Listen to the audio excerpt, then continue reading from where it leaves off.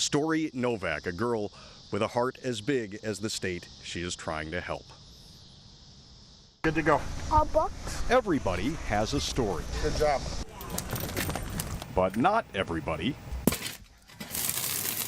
is lucky enough to have this story. The story is a blessing. She surprises us every day, surprises us in a good way. 10-year-old Story Novak, a fifth grader at Grant White Elementary School in Forest Park, saw the images of the catastrophic flooding in South Texas in the aftermath of Hurricane Harvey. Seeing the news and seeing all the pictures, it makes me feel sad and I want to help. But she didn't know exactly what to do until her father asked a simple question. What if it was us? The question going around our house is, what if this was us? We try to have those talks around the dinner table. Empathy was one that came up when we saw the hurricane. She said she would want people to help her family, so she decided to do exactly that for the victims. So we were like, we should do something, and then I came up with this. A donation drive, and Saturday morning it went from a dinner discussion It's big. to a physical fundraiser.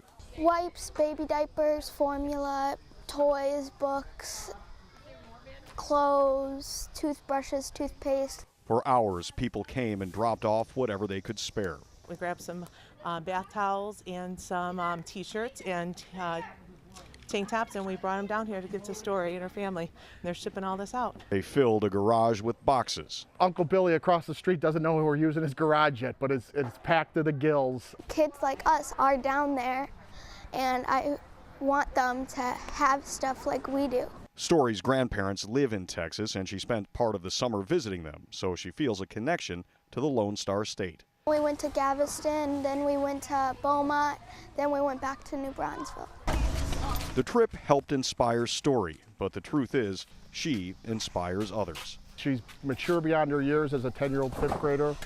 And again, she truly, when he puts her mind to something, she goes 110% or 110 miles per hour. And as a truck full of supplies for flood victims pulled away, it wasn't hard to see the moral of this story.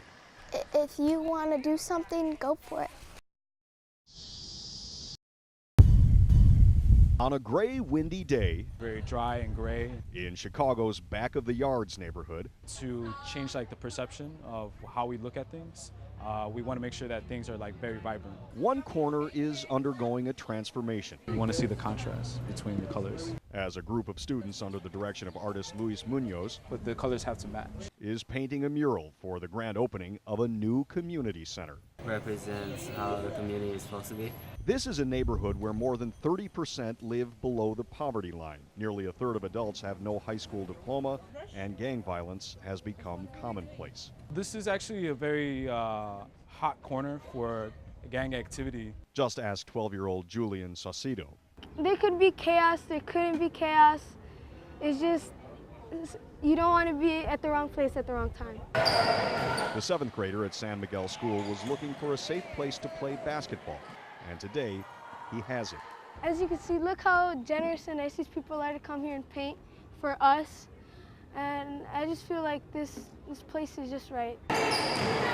The gym at San Miguel sat in disrepair for years. And it was vacant and kind of run down, and we're saying we need more stuff for kids to do after school. There's just not enough things for kids to do. The problem was funding, and that's where former Notre Dame football player Nick Rodriguez and former Ohio State football strength coach Cam Paulson come into the equation. Both are personal trainers and co-owners of Strive Village, a downtown gym. You staying out of trouble? And they decided to throw their muscle behind the project.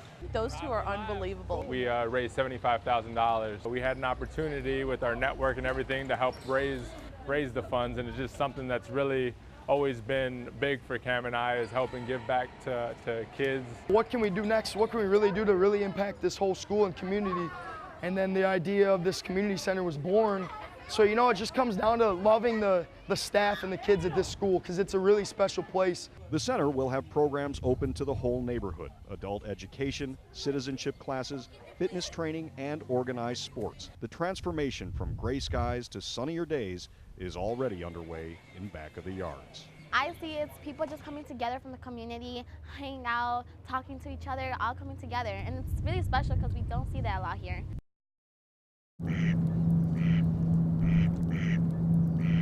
Chicago's greatest architect once said, "Make no little plans." I just give them all snaggletooth.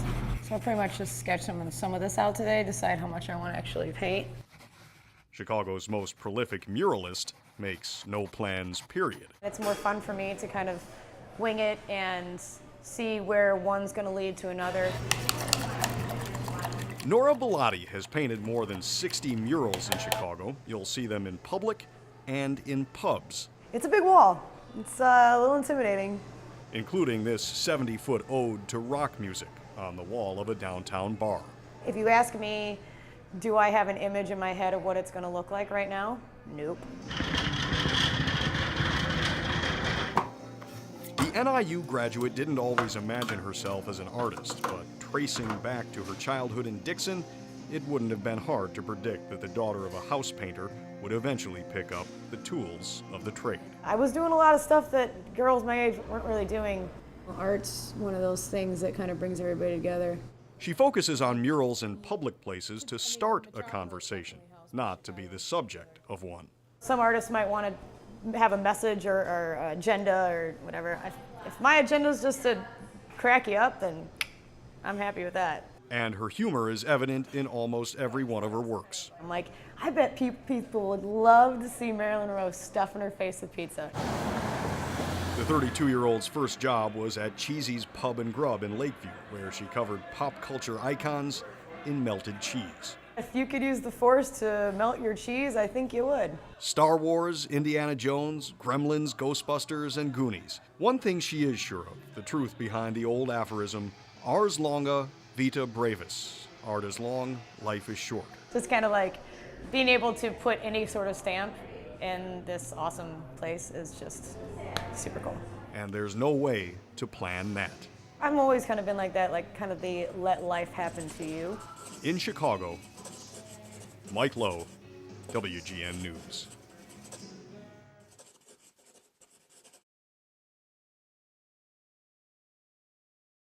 WGN's Eric Rung introduces us to Chris Knight.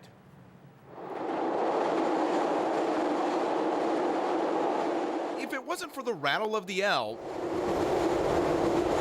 all the time, neighbors may complain about all the noise coming from Chris Knight's basement. I was always an artist. I mean, anything that you can probably imagine in the arts, I was doing it. Looking around his Westtown loft/studio, you can see his different mediums and different points of view on just about everything. I've always been a fan of vintage things. When I was a kid, I dressed as, I listened to rockabilly music and old jazz. I had an old phonograph, 78 players. Played old music. Knight started off as a professional photographer. And while he found success behind the lens, he wasn't exactly rolling in the money. You'd have to take every job that came your way, even if you couldn't stand what you were doing. About 2 years ago, however, he had an idea. Working in his backyard, he reproduced a photo he had seen of the Chicago flag using distressed wood. It sold right away. From there, he tried different state flags.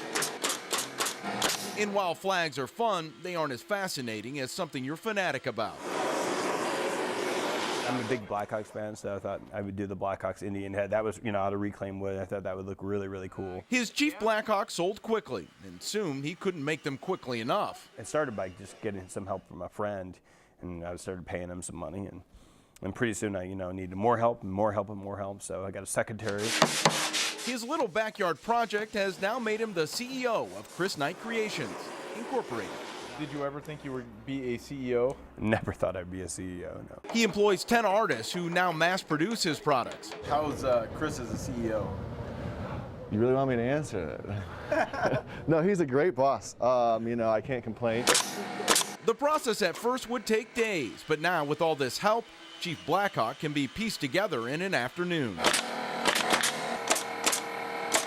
I like putting together the Blackhawks and the Bears. Everybody really likes those pieces. Everyone always get a good response off of them. It's somewhat fitting Chris found so much success with wood. I've always been a fan of three-dimensional art. His father is also the creative type, and wood was his canvas. He would make birdhouses and things, he wasn't really doing too much beyond that, he was just more of a hobbyist. But he got Chris started working a blade. The only problem was Chris was only visiting his dad down south. He lived in Chicago with his mother, who didn't have saws lying around. Now he's got close to a baker's dozen, including the very first one he used at his father's house so many years ago.